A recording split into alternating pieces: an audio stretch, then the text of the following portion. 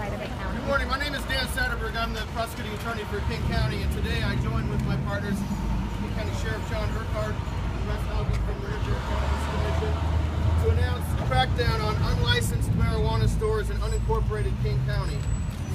We believe there are about 15 of these stores that are operating today without a license from the state of Washington. We know there are at least 6 in White Center. We've plotted them on the map. We're here today because the law is now very clear. The only legal way to sell marijuana is to have a state-issued license. If you don't have a license, it's illegal to sell marijuana. These 15 stores in unincorporated King County are unlicensed, untaxed, and undermining the state's new groundbreaking legal marijuana law. They simply must cease to operate now. They can go and apply to get a license. If they get a license, they may reopen. But there is no more tolerance for illegal, unlicensed marijuana. Because on this very street, we have an example of how you do it right and how you do it wrong. There is a licensed 502 store across the street called Bud Nation that has complied with all of the laws of the state, has been granted a license by the Liquor and Cannabis Board, and is collecting taxes and sending those taxes to the state of Washington. There are 6 other stores in White Center that are doing it wrong. They have no authority to sell marijuana. They're not acting as an actual collective garden under the law, and they must cease to operate. You know, since the medical marijuana initiative passed in our state in 1990, today we have a regulated system of production and processing and retail sales. And the retail sales stores are now robust. There is product on the market. There's no scarcity any longer. Anybody who wants to buy marijuana, who's over the age of 21, who wants to buy it for any reason, can buy it at one of those stores.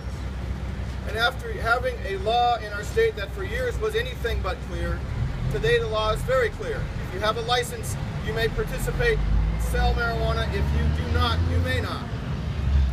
And the equities which once favored a more flexible approach to patient access to medicine, those equities are gone. Now these products are available in a regulated state licensed store.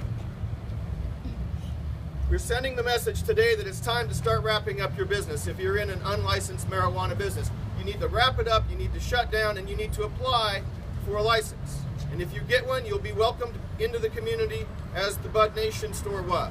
But if you don't have a license, you are undermining the state law, and you are putting in danger this tremendous new law. We're moving forward to say we welcome the licensed stores, and we're asking the unlicensed stores to close down their operation and apply for a license. There's no application. The federal government is watching Washington State. That's not safe access for patients. Collect until 2016. If we don't do it right, there'll be time for questions if you be polite, please. If we don't do it right, the federal government's going to come in and shut us down. They're going to come in and shut Colorado down. If we don't do it right, there's one way to do it right. The success of Washington's law depends on how well each local jurisdiction deals with the proliferation of unlicensed and illegal marijuana stores. If you support legal marijuana, you should support the licensed stores, and you should not support the illegal black market retail stores that are everywhere. There are 15 in our jurisdiction in unincorporated King County. It's our effort right now to put them on notice. It's time to wrap up, it's time to move on, and it's time to shut it down. I'll turn it over to Sheriff $40 for a Urquhart. medical license. So now you're calling them black market. Well, you're running the black market stores. Thank you. There'll be time for questions later, but not time for shouting right now. Sheriff? We'll take all the questions you want in a few minutes. I want to go back to 502. 502 was very well crafted, and that's why it passed at 63% in King County, 55% statewide. And what it talked about was the rules. That is a very strong risk that I don't want to take because I supported 502. So we are going to do this because these stores are operating illegally. It's as simple as that. Legal 502 stores, illegal medical dispensaries. And if they're illegal, we're going to shut them down. That's it. They're not illegal. A product that has nothing but pesticides in it.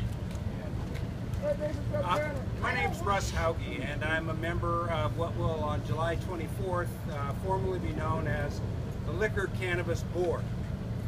And we are committed to provide access to persons with legitimate medical needs. I have skin cancer and I don't want to go to the state stores to get state medicine, to get my medicine from an alcohol run. Please let them speak. We are also committed to provide access to adults who want to use marijuana for recreational purposes.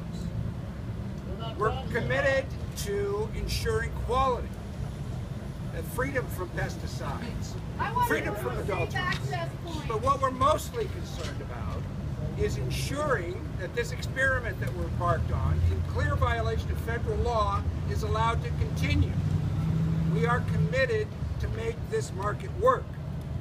The legislature, this last session, has given us the tools to do that, and we are going to make them work. We'll use all of those tools available to us. There will be license preferences for those people who can show a track record of responsible service to the community and providing medical needs. We will facilitate the siting of outlets according to state and local law.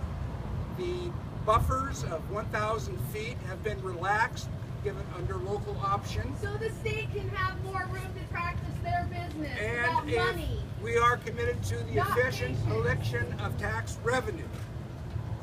But again, primarily because we are in violation of federal law, no two ways about it, we're operating at the sufferance of the federal government, we are committed to strong enforcement.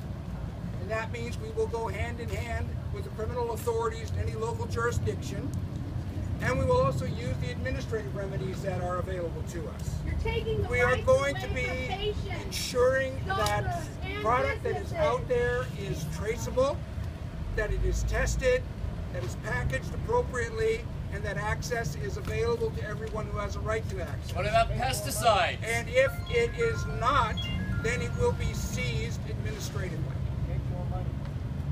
That's what the feds do. Now, The medical market is a threat to how much money the state is making off of their marijuana since they've made it legal. And you're trying to kick us out so that you can get the funds from us. the bottom line is And that's why this is happening. we have a state-regulated system that we are operating at sufferance from the federal government. To continue this market, we have to regulate, we have to That's trace your the product. excuse. What about the have- medical Federal market that government started is in your 98? excuse. 78. So how do you collect the taxes on it if it's illegal? The rules, we are engaged in rulemaking now. How do you file that with the government? A clear path to licensing, particularly for those people who are entitled to preferences under Senate Bill 5052 out this summer. You have not given us the opportunity to get a license, and you're shutting So our I would like to take actual businesses questions, down. not speeches. Does anybody have an actual question? I have Yes, an sir. actual question. Dan, why are you taking this action without a policy from the county executive and the county council? The city of Seattle is going through a process proposed by the mayor and now being deliberated on by the council. Why are you acting with the sheriff The unilaterally? city of Seattle has a business license process. King County does not issue business licenses. We don't have that regulatory scheme. But we know that these stores that are operating now are not legal. They're not operating as collective gardens in the actual sense of the collective garden law, and they do not have a license. Who makes All that they have determination? To do, to be, if you want to be a retail marijuana store, you have to get a license. It's binary. If you have a license, you can sell. If you don't, you can't. And that's our message today. But it's safe access. How will implementation look? How exactly will implementation look? How's this going to work?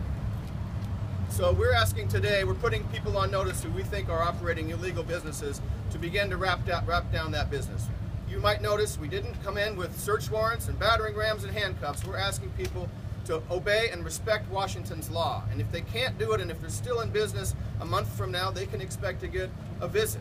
But we're not using the criminal law. We're using the civil law in the first instance. If people continue to violate the law, then we may have no choice. We're asking people to respect Washington's law. Sheriff? This gentleman right here has had his Yes, hand sir. up for a long Go time. ahead. Yeah, I have a two-part question. First of all, with the medical marijuana, 3-4 years ago, you told us to go get our medical marijuana license, go through the right process, go to our doctors. I did all of that, and I paid my money to get my license. Now in the paper,